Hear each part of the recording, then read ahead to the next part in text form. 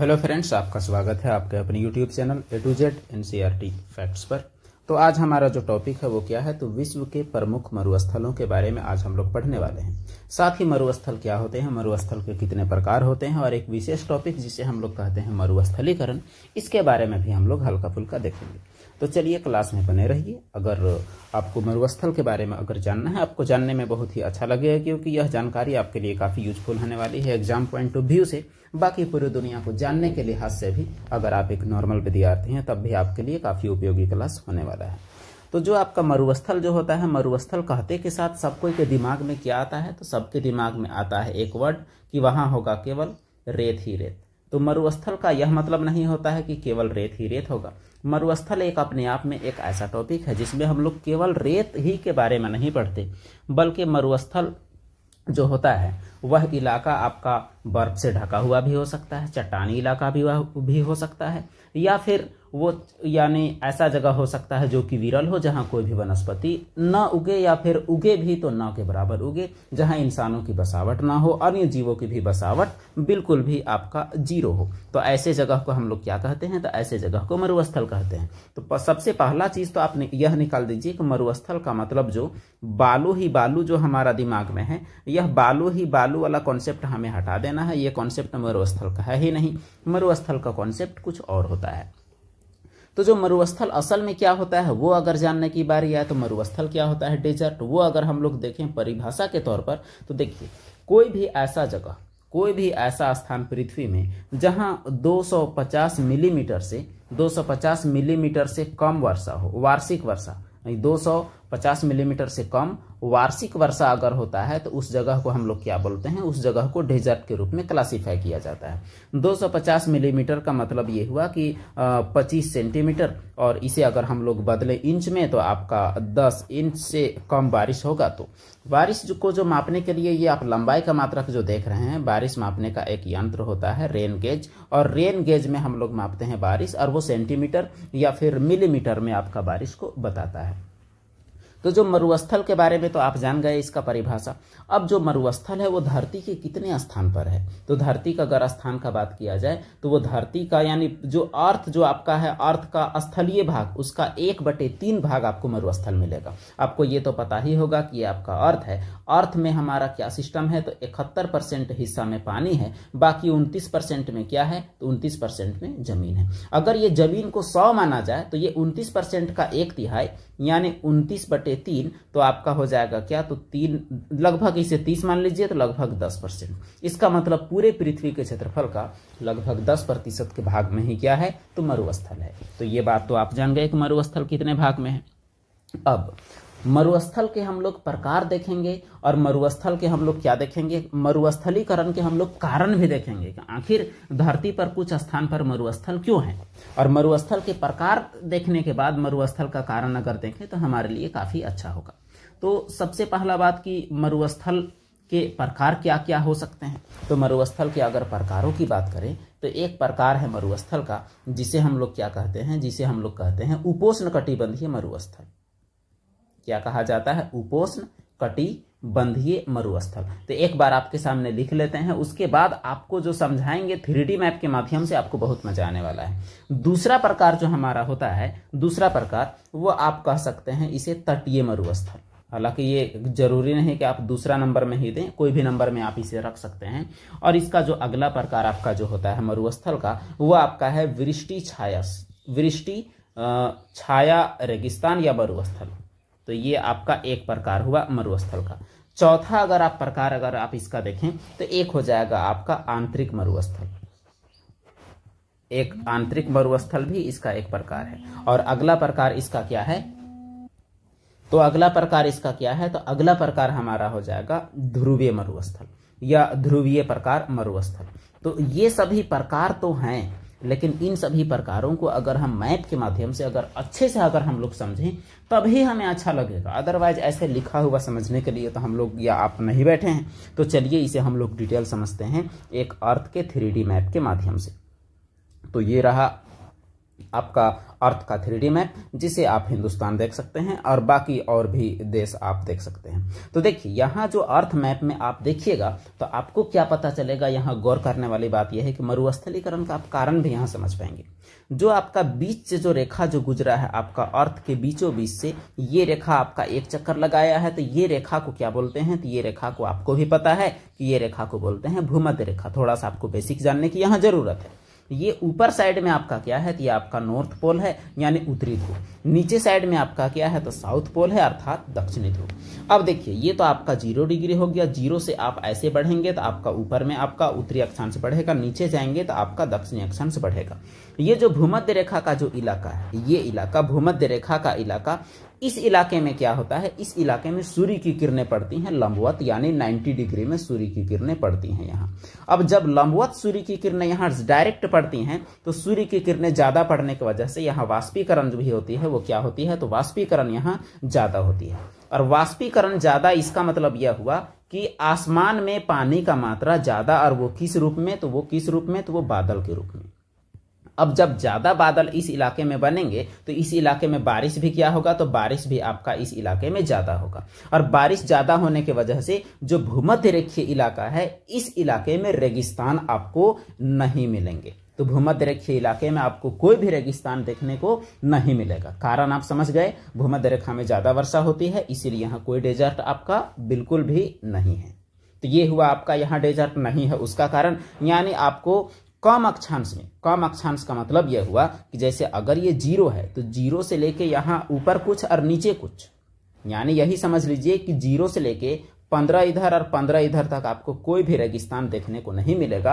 यहाँ आप अगर मैप में भी देखिएगा तो यहाँ आपको जो ग्रीन जो आपको नजर आ रहा है, ये सब देखिए, यहाँ भी ग्रीन है, यहाँ भी ग्रीन है आपको। तो जहां जहां भी आपको ग्रीन पार्ट दिख रहा है वो जगह आपका रेगिस्तान तो है ही नहीं। इसका मतलब ये निम्न अक्षांश है और यहाँ रेगिस्तान बिल्कुल नहीं है।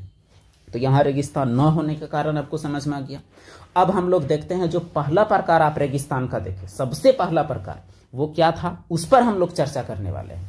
वो प्रकार जो आपका पहला प्रकार था वो था आपका उपोष्ण कटिबंधीय मरुस्थल। उपोष्ण कटिबंधीय।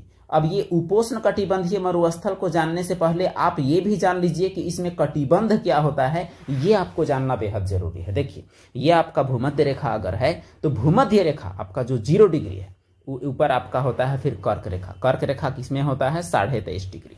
और नीचे आपका यहाँ होता है मकर रेखा। मकर रेखा भी आपका होता है 23.5 डिग्री, लेकिन ये उत्तर होता है नॉर्थ और ये होता है दक्षिण। ये आपका ये इलाका पूरी दुनिया में पूरा गोलाई से आपका जाएगा। उसके बाद यहाँ पर आपका होता है 66.5 डिग्री, 66.5 डिग्री साउथ, और यहाँ पर आपका होता है क्या, तो 66.5 डिग्री आपका नॉर्थ। अब आप ध्यान देने की बात यह है कि ये इलाका तो पूरा आपका यहाँ आपका क्या होगा, तो इस इलाके में 23.5 डिग्री तक में, 23.5 डिग्री तक में क्या होगा, तो इस इलाके को हम लोग बोलते हैं, यहाँ गर्मी ज्यादा पड़ता है इसीलिए हम लोग बोलते हैं उष्ण कटिबंध। लेकिन गर्मी ज्यादा पड़ने से क्या होता है कि यहाँ वाष्पीकरण भी ज्यादा होता है। ये भी एक विशेष बात है। गर्मी ज्यादा पड़ने का कतई यह मतलब नहीं है कि यह बहुत गर्म इलाका है। इस इलाके में क्या होता है कि धूप तो ज्यादा पड़ता है, लेकिन धूप होने की वजह से वाष्पीकरण ज्यादा, वाष्पीकरण होने से वर्षा ज्यादा। तो ये इलाका को बोलते हैं उष्ण कटिबंध। अब उसके बाद जो इलाका आपको यहाँ दिख रहा है, यानी 23.5 से 66.5 और यहाँ भी 23.5 से 66.5, ये दोनों जगह को क्या बोलते हैं, तो ये दोनों जगह को हम लोग शीत और उष्ण दोनों का मिक्सअप यानी शीतोष्ण कटिबंध बोलते हैं। क्या बोला जाता है, तो शीतोष्ण कटिबंध। ये 23.5 से लेके 66.5 ये बंटवारा है। और उसके बाद ये जो आपका ऊपर और नीचे जो आपको दिख रहा है, इसे हम लोग बोलते हैं शीत कटिबंध। तो ये हुआ आपका कटिबंध का जानकारी।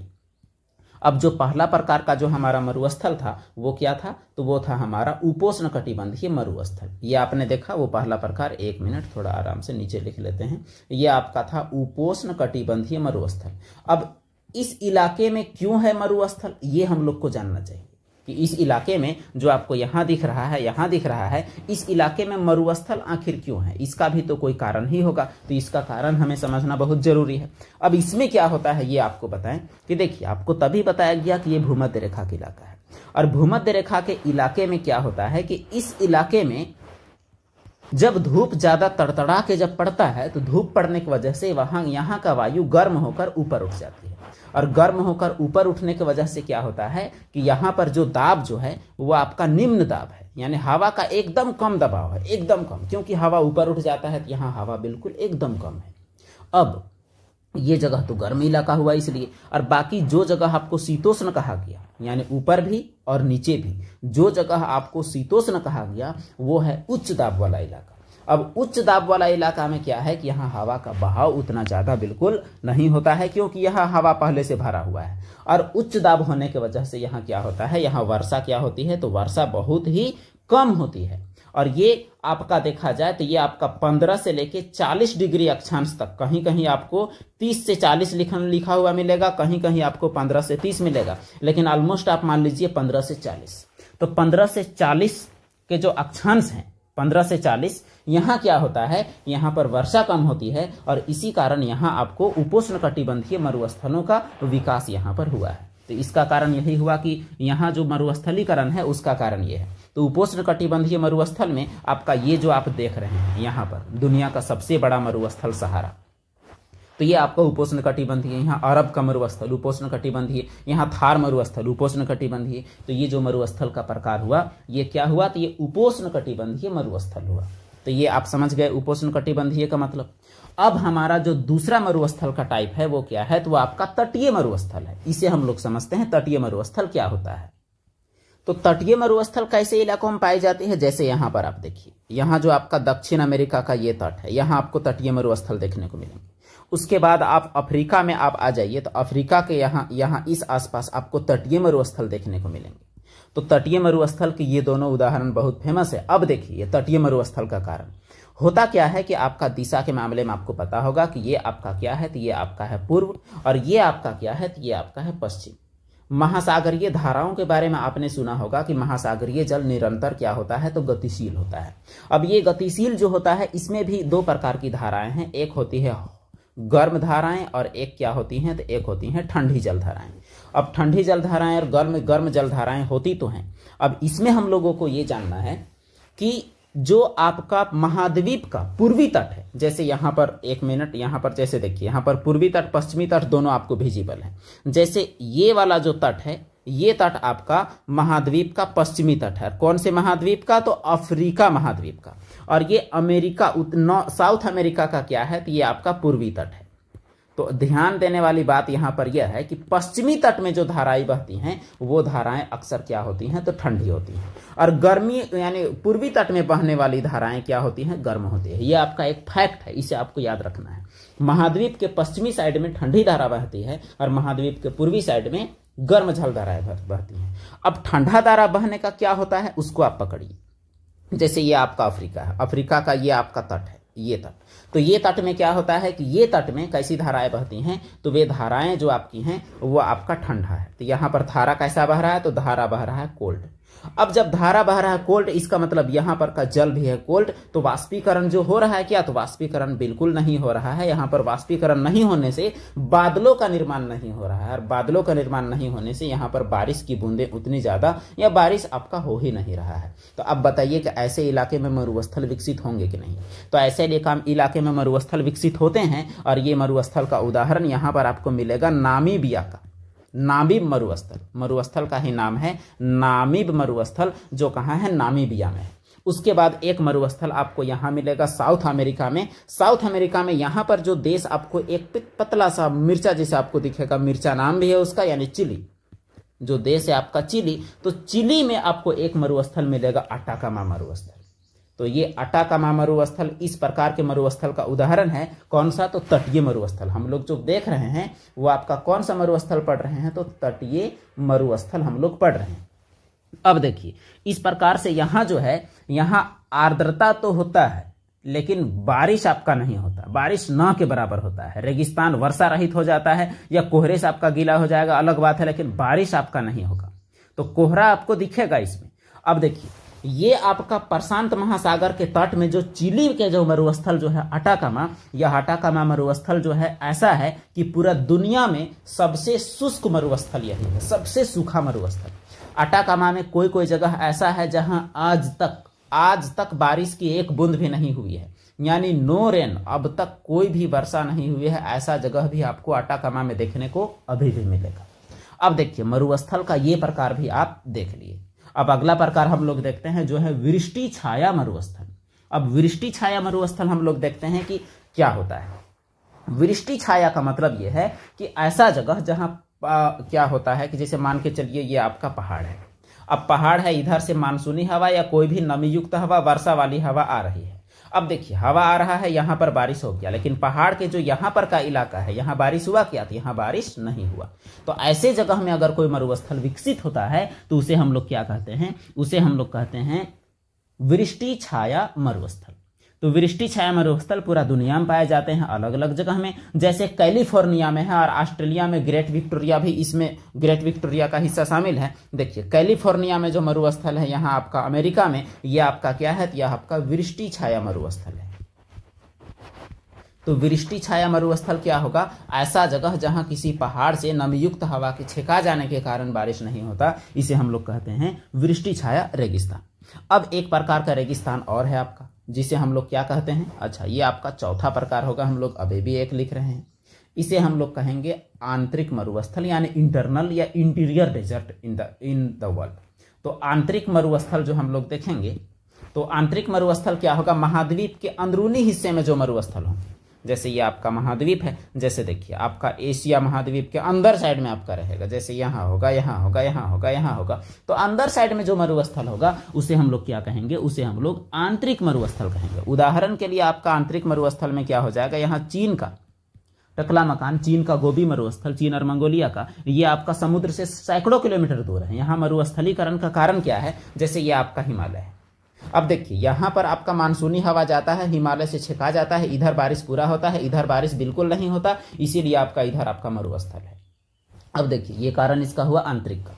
एक मरुस्थल का और एक प्रकार है जो कि बड़ी खास है, जिसे हम लोग क्या कहते हैं? तो पोलर डेजर्ट कहते हैं। पोलर डेजर्ट, और हिंदी में इसे क्या कहेंगे? तो हिंदी में इसे कहेंगे हम लोग ध्रुवीय मरुस्थल।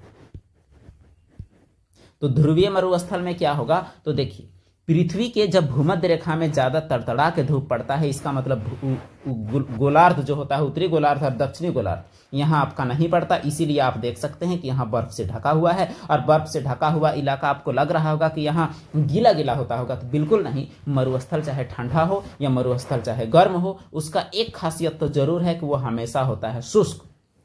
देखिए ठंडा आपका दो टाइप का पड़ता है। एक, जब ठंडा आपका ज्यादा पड़ेगा, जैसे आपका जो फरवरी में जो ठंडा पड़ता है, फरवरी में हमारे यहाँ जो ठंडा पड़ता है वो शुष्क होता है, काफी शुष्क। और जो अक्टूबर में जो ठंडा पड़ेगा वो आपका नम होगा। तो बात यह है कि ठंडा जगह में भी मरुस्थल है। मरुस्थल का मतलब गर्म नहीं, मरुस्थल ठंडा भी हो सकता है, गर्म भी हो सकता है। तो ध्रुवीय मरुस्थल का तो कारण सालों भर बर्फ की चादरों में ग्लेशियर से ढका हुआ होने के कारण वनस्पतियों का विकास वहां नहीं हो पाया है, और वहां जन का निर्जन हो गया है, क्योंकि व्यक्तियों का रहना वहां भी दुर्लभ है। तो इस प्रकार मतलब हमारा जो मरुस्थल के जो प्रकार, आप 5 प्रकार देखे। पहला प्रकार देखे उपोष्णकटिबंधीय, दूसरा तटीय मरुस्थल, तीसरा आप देखे वृष्टि छाया, चौथा आप क्या देखे? तो चौथा देखे ध्रुवीय मरुस्थल, और एक आपका छूट रहा था, अच्छा एक देखे आप ये आंतरिक मरुस्थल। तो एक आंतरिक देखे, एक पोलर देखे, एक उपोष्णकटिबंधीय, सभी प्रकार के मरुस्थल हम लोगों ने देख लिया है। अब हमें देखना चाहिए कि विश्व के जो प्रमुख मरुस्थल हैं, ये आप प्रकार अच्छे से देख चुके हैं। अब विश्व के प्रमुख मरुस्थल और उनके लोकेशन देखने की जरूरत है। तो चलिए हम लोग शुरू करते हैं दुनिया के सबसे बड़े गर्म मरुस्थल से। तो ये जो आप देख सकते हैं अफ्रीका में जो आपका दिख रहा है, ये इलाका, जो इलाका आपको ज्यादा सफेद नजर आ रहा है, यह गूगल मैप की तस्वीर है। यह गूगल मैप की जो तस्वीर है, इसमें आपका जो 3D अर्थ है, इसमें आपका ये ओरिजिनल आपको जैसा दिखाया गया है वही है आपका। इसे अब जब आप जूम करेंगे तो यहाँ भी आपको देखने पर मिलेगा, केवल आपका है मरुस्थल। तो ये मरुस्थल क्या है? तो यह मरुस्थल है आपका सहारा, और यह पूरा दुनिया का सबसे गर्म मरुस्थल है, जो कि 2,84,000 वर्ग किलोमीटर में है। तो 2,84,000 वर्ग किलोमीटर में फैला हुआ उत्तरी अफ्रीका, यह किस अफ्रीका में है? तो यह आपका उत्तरी अफ्रीका में है। और यह मरुस्थल पूरा दुनिया का गर्म मरुस्थल में सबसे बड़े इलाके में फैला हुआ मरुस्थल है। तो दुनिया का सबसे बड़ा मरुस्थल आपका कौन सा हुआ? तो आपका हुआ सहारा, यानी गर्म में। और इसका टाइप अगर देखा जाए तो इसका टाइप है आपका शीतोष्ण। टाइप अगर बोला जाए तो ये शीतोष्ण प्रकार के मरुस्थल हैं। और यहाँ के सबसे बड़े मरुस्थलीय शहर की बात की जाए तो मिस्र की राजधानी काहिरा यानी कैरो दुनिया का सबसे बड़ा मरुस्थलीय शहर है। तो चलिए अभी मरुस्थल का हम लोग लोकेशन में ही केवल हम लोग रहने वाले हैं। और उसके बाद हम लोग आते हैं हिंदुस्तान। तो हिंदुस्तान का जो मरुस्थल है भारत का वो क्या है, तो वो आपका थार रेगिस्तान भारत का है, जिसे आप देख सकते हैं। ये रेगिस्तानी इलाका है जो कि राजस्थान और पाकिस्तान में कुछ पड़ता है। पाकिस्तान में थार रेगिस्तान के हिस्से को क्या कहते हैं, तो हम लोग बोलते हैं चोलिस्तान पाकिस्तान तरफ, और भारत तरफ को क्या बोलते हैं, थार बोलते हैं। इसका एक खासियत यह भी है कि पूरा दुनिया का सबसे घनी आबादी वाला जो रेगिस्तान है वो क्या है, तो घनी आबादी वाला रेगिस्तान आपका थार हो जाएगा। और सबसे ज्यादा आबादी भी कहाँ बसता है, तो वो थार में बसता है। तो यह भारत में हुआ। और उसके बाद चीन में आपका एक मरुस्थल आपको नजर आ रहा होगा, यहां पर आप देख सकते हैं चीन का एक मरुस्थल जो कि क्या है, वो आपका है टकला मकान। इसे हम लोग क्या कहते हैं, तो इसे हम लोग, इसका नाम है टकला मकान। चीन का मरुस्थल को क्या नाम दिया गया है, टकला मकान, ये आप जान लें। और उसके बाद जो आपका मरुस्थल यहां पर आपको एक नजर आएगा, ये मरुस्थल मंगोलिया और चीन दोनों को साझा करता है। इसे हम लोग कहते हैं गोबी। तो ये है आपका गोबी मरुस्थल। और उसके बाद ये तो आपका ये हो गया। ऑस्ट्रेलिया में हम लोग आते हैं थोड़ा, उसके बाद बाकी जगहों में भी हम लोग जाएंगे। तो ऑस्ट्रेलिया में अगर हम लोग बात करें तो ऑस्ट्रेलिया में एक मरुस्थल आपका मिलेगा ये आसपास।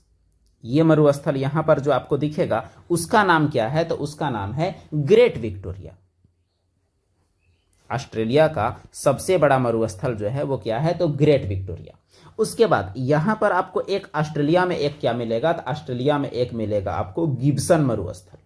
ऑस्ट्रेलिया में ही आपको एक मिलेगा मरुस्थल जो कि क्या है, ये है आपका ग्रेट सैंडी मरुस्थल। ग्रेट सैंडी मरुस्थल आपको कहां मिलेगा, तो ऑस्ट्रेलिया में। और उसके बाद ऑस्ट्रेलिया में एक और मरुस्थल मिलेगा, वो है तानामी। तो इस प्रकार ऑस्ट्रेलिया में कौन कौन से हैं, तो एक है ग्रेट विक्टोरिया, एक है गिब्सन, और एक है ग्रेट सैंडी, और एक क्या है, तो एक है आपका तानामी। उसके बाद ऑस्ट्रेलिया में और है आपका, ऑस्ट्रेलिया में जो आपका पांचवा मरुस्थल जो आपका है वो क्या है, सिम्पसन। गिब्सन के साथ आपका एक क्या हो जाएगा, तो सिम्पसन भी हो जाएगा। तो इस प्रकार ऑस्ट्रेलिया में और एक मरुस्थल है जिसे हम लोग क्या कहते हैं, तो जिसे हम लोग त्रिजल्की कहते हैं, यहां पर का जो मरुस्थल है। इस प्रकार ऑस्ट्रेलिया में आपका कितना मरुस्थल नजर आ रहा है, तो ऑस्ट्रेलिया में 6 मरुस्थल नजर आ रहा है। इसीलिए ऑस्ट्रेलिया को मरुस्थलों का देश या फिर प्यासी भूमि कहा जाता है। ऑस्ट्रेलिया को प्यासी भूमि कहते हैं। इसका कारण यह भी है कि ऑस्ट्रेलिया में यहां पर आप देख सकते हैं पूरा आपका रेगिस्तान है सिवाय तटीय इलाके के। ऑस्ट्रेलिया का जो बाकी जो 3% इलाका है, यहीं पर 97% आदमी रहता है, और यह जो 97% इलाका है यहाँ 3% आदमी रहता है। पूरा ऑस्ट्रेलिया का आबादी ही कितना है, तो 2.5 करोड़ ऑस्ट्रेलिया की आबादी है। तो ये रहा ऑस्ट्रेलिया के मरुस्थलों के बारे में। अब हम लोग देखते हैं मरुस्थलों में अफ्रीका में हमारा एक और है सहारा के अलावा। तो अफ्रीका में हम लोग देख सकते हैं कि आपका 2 मरुस्थल, ये आपका जो दिख रहा है यहां पर, जो कि बोत्सवाना में पड़ता है लगभग, ये आपका क्या है, तो ये आपका है कालाहारी, जो कि साउथ अफ्रीका, बोत्सवाना, ये सब देशों में पड़ता है। और उसके बाद ये जो तटीय मरुस्थल है जिसका हम लोग विशेष जिक्र किए थे, ये मरुस्थल का नाम क्या है, तो यह नाम है नामीब, और जो कि कहाँ है, तो ये आपका है नामीबिया में। तो नामीबिया में आपका कौन सा मरुस्थल है, तो नामीब मरुस्थल है। तो ये आपका अफ्रीका के मरुस्थल, एक नामीब, एक कालाहारी, और ऊपर में आपका क्या है, तो ऊपर में आपका सहारा है।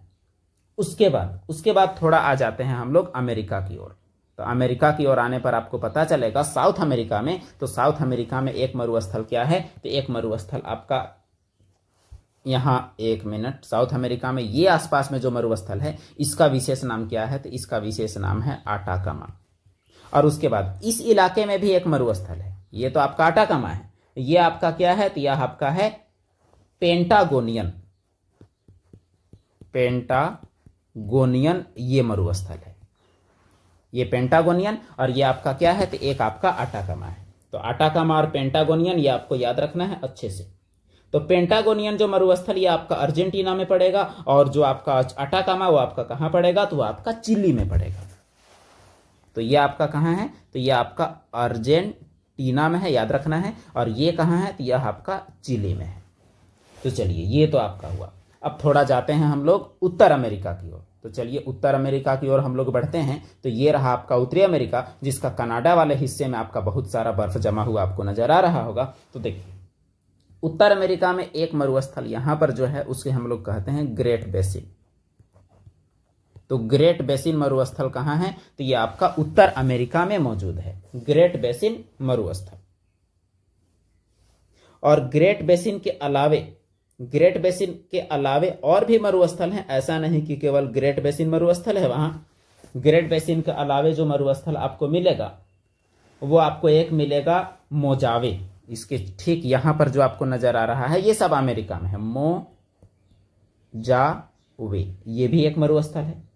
और उसके बाद चिहुहुन एक मरुस्थल यहां पर आपको दिखेगा जो कि चिहुहुन कहलाता है, जो कि मैक्सिको अमेरिका दोनों में आपका पड़ेगा, चिहुहुन। और उसके बाद कोलोराडो का पठार जो है यहां पर, उसमें भी आपका मरुस्थलीकरण है, कोलोराडो का पठार में। तो ये आपका ये भी मरुस्थल है जो कि एक शुष्क मरुस्थल है।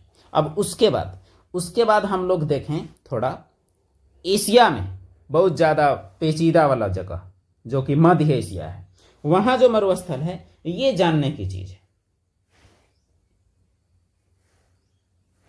जैसे एशिया में आपको एक मिलेगा, यहां जो कैस्पियन सागर आप देख रहे हैं यहां पर, ये क्या है? तो ये आपका कैस्पियन सागर है। कैस्पियन सागर के दक्षिण में जो ईरान में आपको मरुस्थल मिलेगा, एक मिलेगा आपको दस्ते लूट, और एक जो आपको मिलेगा वो आपको मिलेगा दस्त-ए-कबीर और दस्ते-लूट, ये दोनों मरुस्थल। और उसके बाद इराक में एक रेगिस्तान नाम करके ही रेगिस्तान है, अगर आप गौर करेंगे यहां पर तो इसका नाम ही है रेगिस्तान, ये रेगिस्तान है डायरेक्ट। और उसके बाद कजाकिस्तान तरफ वाले इलाके में आपको क्या क्या रेगिस्तान पड़ेंगे? एक आपका पड़ेगा किजिलकुम, और उसके बाद किजिलकुम के साथ एक पड़ेगा आपका काराकुम, किजिलकुम और काराकुम। और यहां पर अरब में जो आपको रेगिस्तान मिलेगा, अरब का जो रेगिस्तान है, संयुक्त अरब अमीरात, एक मिनट, अरब का इस इलाके में जो रेगिस्तान आपको मिलेगा उसे हम बोलते हैं रूबुल खली। तो ये अलग अलग प्रकार के रेगिस्तान, आपको देश का नाम याद रखना है। दस्ते-लूट, दस्ते-कबीर आप देख लिए ईरान में है। और उसके बाद काराकुम जो आपको बोला गया था, काराकुम और कुजुलकुम, काराकुम आपका है तुर्कमेनिस्तान में और कुजुलकुम आपका है उज्बेकिस्तान में। इस प्रकार ये रहा आपका पूरा दुनिया का लगभग मरुस्थल के बारे में आपको बता दिया गया। और काराकुम और कुजुलकुम दोनों के दोनों कैस्पियन सागर के पश्चिम में स्थित हैं। अब जब मरुस्थल हम लोग पढ़ रहे हैं तो जब मरुस्थल गर्म जगह भी होता है तो दुनिया का सबसे गर्म स्थान कौन सा है ये भी हम लोग देख लें। तो पूरा दुनिया का सबसे गर्म स्थान का रिकॉर्ड अगर किसी का है तो वो आपका डेथ वैली, जो कि कैलिफोर्निया में है। कैलिफोर्निया का जो डेथ वैली, वहां का तापमान सबसे ज्यादा अब तक दर्ज किया गया है 56.7 डिग्री सेल्सियस, और ये दर्ज किया गया है 10 जुलाई 1913 ईस्वी को। और इस प्रकार किसी भी मरुस्थल का सबसे हाईएस्ट टेम्परेचर आपका यही है। सबसे कम बारिश वाला अगर आपसे पूछा गया कभी कि सबसे कम बारिश किस रेगिस्तान में अगर होता है तो वह आपका तभी आपको बताया गया था चिली का अटाकामा। यह आपका चिली का जो अटाकामा मरुस्थल है, इसमें अब तक सबसे कम बारिश का रिकॉर्ड आपका यहीं देखने को मिलेगा। अब उसके बाद सबसे खास चीज जो हमने अभी तक कवर नहीं किया, गर्म मरुस्थल तो देख ही लिए, ठंडा भी कुछ देखे, लेकिन अति ठंडा यानी ध्रुवीय मरुस्थल की बात करें तो देखिए ध्रुवीय मरुस्थल आपका जो पूरी दुनिया का जो ध्रुव है ये आप देख सकते हैं, ये आपका अंटार्कटिका है। और अंटार्कटिका में जो आपका जमा हुआ है पूरा ये बर्फीला इलाका, यह आपका मरुस्थल है। तो अंटार्कटिका तो पूरे आपका मरुस्थल है जहां आपको 2 किलोमीटर तक बर्फ जमा हुआ आपको मिल सकता है। अंटार्कटिका के अलावे अगर बोला जाए तो आर्कटिक मरुस्थल एक है, जो कि आपका कौन सा है इसे चलिए हम लोग बताएं। तो देखिए ये जो आपको यहाँ पर जो बर्फ जमा हुआ आपको नजर आ रहा है, ये गोलाई से आपको बर्फ जमा हुआ नजर आएगा। एक गोला आपको अगर हम लोग चक्कर लगाएं तो इसमें पूरे में आप समझ सकते हैं कि यहां आपका जो पूरा ऊपर जो आपको दिख रहा है ये क्या है, तो ये आपका आर्कटिक मरुस्थल है। तो देखा जाए कि मरुस्थलों में सबसे बड़ा कौन है, तो मरुस्थलों में अगर सबसे बड़ा अगर बोला जाए तो अंटार्कटिका है, केवल मरुस्थल बात किया जाए। और जो बालू वाला मरुस्थल सहारा मरुस्थल है। आर्कटिका के बाद अंटार्कटिका के बाद क्या है, तो आर्कटिक है, और उसके बाद सहारा है। और अरब मरुस्थल तो आप देख ही लिए हैं कि अरब जो प्रायद्वीप, जो पूरा दुनिया का सबसे बड़ा प्रायद्वीप है, ये आपका अरब मरुस्थल ये रहा, ये पूरा अरब मरुस्थल है। तो इस प्रकार मरुस्थलों के बारे में हमने सीखा। मरुस्थलों के बारे में एक चीज और आपको जानना चाहिए कि मरुस्थल में क्या होता है कि दैनिक तापांतर बहुत ज्यादा होता है।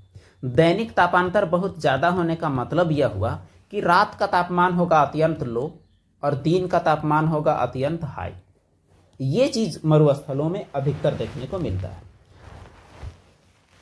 तो इस प्रकार मरुस्थलों के बारे में हमने प्रयास किया कि आपको पूरा जानकारी मिल पाए। फिर भी कुछ जानकारी छूट गया हो तो आप, कुछ जानकारी छूट ही जाता है, आप कमेंट बॉक्स के माध्यम से भी आप कुछ बताने का प्रयास करें। और बाकी चीज़ें अगर कुछ डाउट हो तो इसे आप कमेंट बॉक्स के माध्यम से पूछें। और वीडियो कैसा लगा ये आप ज़रूर कमेंट के माध्यम से बताएं। और वीडियो अच्छा लगा हो तो एक लाइक ज़रूर करें और वीडियो को चैनल को सब्सक्राइब करें और हमारे वीडियो को ज़रूर से ज़रूर शेयर करें। धन्यवाद।